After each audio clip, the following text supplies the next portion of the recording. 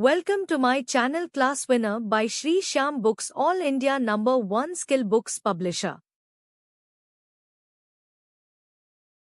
नमस्ते। अच्छा, कभी सोचा है हमारे यहाँ हर खुशी में सबसे पहले मुंह मीठा करने की बात क्यों होती है? जन्मदिन हो या कोई त्योहार, मिठाई तो चाहिए ही। तो बस आज हम इसी मीठी सी परंपरा की गहराई में उतरने वाले हैं। चलिए शुरू करते हैं भारतीय मिठाइयों का ये जबरदस्त सफर। वाह! ये जो रंगों और तरह-तरह की शक्लों का मेला दिख रहा है ना, ये सिर्फ खाने की चीजें नहीं है। इंडिया में मिठाई का मतलब कुछ और ही है। ये हमारी संस्कृति का, हमारे रीति रिवाजों का एक हिस्सा है। मतलब हर मिठाई के पीछे एक कहानी है, एक पूरी की पूरी परंपरा है। पर सवाल ये है कि आखिर इन मिठाइयों में ऐसा क्या खास है कि ये अपने आप में एक भाषा बन जाती हैं?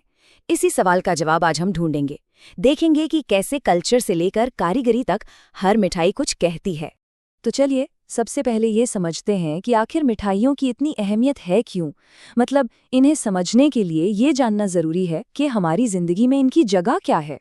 और इन लाजवाब मिठाइयों को जो बनाते हैं उन्हें हम कहते हैं हलवाई। देखिए, ये सिर्फ कोई कुक नहीं होते, ये तो कलाकार हैं, आर्टिस्ट। इनका हुनर वो तो पीढ़ियों से चला आ रहा होता है। और हर हलवाई के पास ना अपने कुछ सीक्रेट रेसिपीज होते हैं। वही तो स्वाद का असली जादू है। और सबसे मज़ेदार बात क्या है जानते हैं? हर त्योहार की अपनी एक खास मिठाई है। जैसे होली मतलब गुजिया, गणेश चतुर्थी मतलब मोदक, ईद पर सिवैयां तो बनती ही बनती हैं, और तीज पर घेवर। इससे पता चलता है कि मिठाई सिर्फ पेट भरने के लिए नहीं है, ये तो हमारी परंपराओं से जुड़ी हैं। अच्छा, तो अब बात करते हैं कि ये बनती कैसे हैं।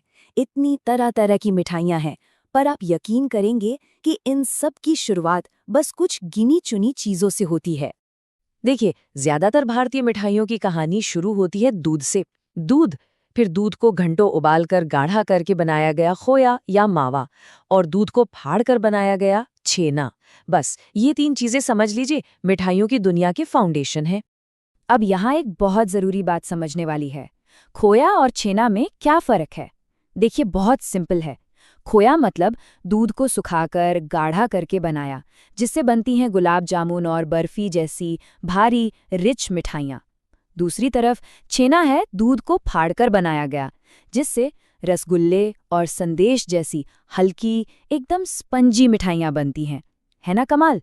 बस ये एक छोटा सा फर्क और मिठाइयों की पूरी दुनिया ही बदल जाती है।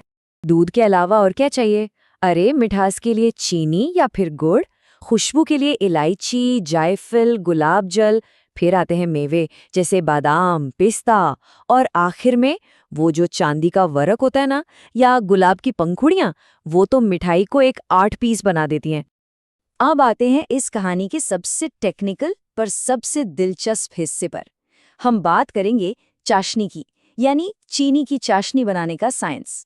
सुनने में लगता है कि चाशनी, अरे चीनी और पानी ही तो है, पर नहीं, असली खेल तो तापमान और टेक्सचर का है।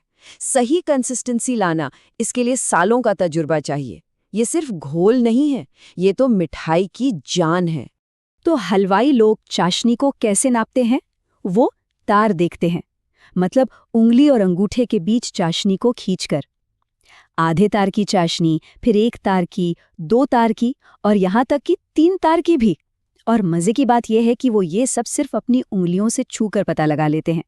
ये हुनर सालों की मेहनत से आता है। और हर तार का अपना एक काम है। जैसे रसगुल्ले को डुबोने के लिए चाहिए हल्की पतली यानी आधे तार की चाशनी। वहीं गुजिया के ऊपर जो हल्की सी परत होती है ना, उसके लिए 1 तार की चाशनी परफेक्ट है। सब कुछ कितना सटीक है ना। तो चलिए अब निकलते हैं एक मजेदार सफर पर। भारत के अलग अलग कोनों में चलेंगे और देखेंगे कि वहाँ की मिठाइयों में ये सारी चीजें, मतलब सामग्री और बनाने का तरीका कैसे इस्तेमाल होता है। और हमारा सफर शुरू होता है उत्तर भारत से। यहाँ की मिठाइयाँ एकदम रिच, गाढ़ी और मलाईदार होती हैं, क्योंकि यहाँ दूध और खोए का इस्तेमाल बहुत होता है। और उत्तर भारत की बात हो और जलेबी का जिक्र ना हो, ऐसा हो ही नहीं सकता। वो गोल गोल कुरकुरी जलेबी जिसे गर्मा गर्म तेल से निकालकर सीधा चाशनी में डुबोया जाता है। वाह! अब उत्तर से चलते हैं पूरब की ओर, यानी ईस्ट इंडिया। और यहाँ जैसा हमने पहले बात की थी, यहाँ राज है छेने का। तो जाहिर है यहाँ की मिठाइयाँ हल्की और स्पंजी होंगी। और यहाँ का सुपरस्टार कौन है? बिल्कुल सही, रसगुल्ला। छेने से बने ये मुलायम स्पंजी गोले जो मीठी चाशनी में डूबे रहते हैं। आहा, ईस्टर्न इंडिया की मिठाई कला का बेहतरीन नमूना। चलिए, अब हमारी गाड़ी पहुंच गई है पश्चिम भारत। यहाँ का सीन थोड़ा अलग है। यहाँ मिठाइयों में आपको आटा, दालें और गुड़ का इस्तेमाल ज्यादा मिलेगा।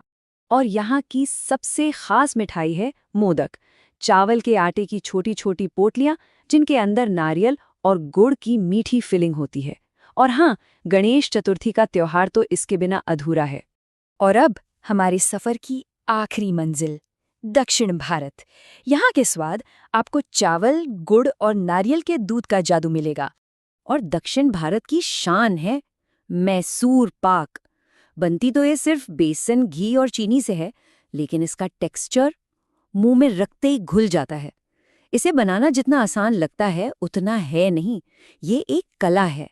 तो हमने देखा कि कैसे एक हलवाई के हुनरमंद हाथों से लेकर त्योहारों की रौनक तक हर भारतीय मिठाई सिर्फ स्वाद नहीं है, ये तो हमारी परंपरा, थोड़ा सा साइंस और बहुत सारी कला का एक खूबसूरत संगम है। तो अगली बार जब आप कोई मिठाई खाएं ना, तो सिर्फ उसकी मिठास पर नहीं, जरा उसकी कहानी पर भी गौर कीजिएगा। क्या पता वो मिठाई आपको कौन सी कहानी सुना दे। Thanks for watching. Don't forget to like, comment, share, subscribe.